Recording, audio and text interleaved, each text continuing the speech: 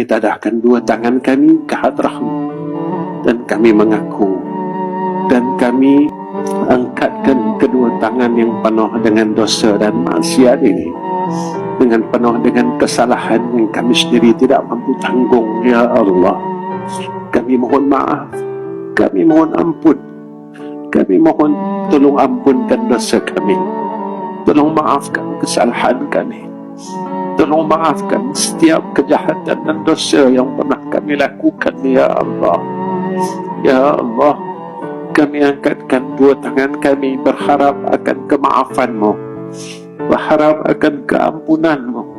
Setiap kesalahan dan setiap dosa yang kami lakukan dalam hidup ini, Ya Arhamar Rahimin, tolong maafkan kami. Ya Allah, tolong maafkan kami. Ya Allah, tolong maafkan kami. Ya Allah, tolong ampunkan kami. Ya Arhamar Rahim.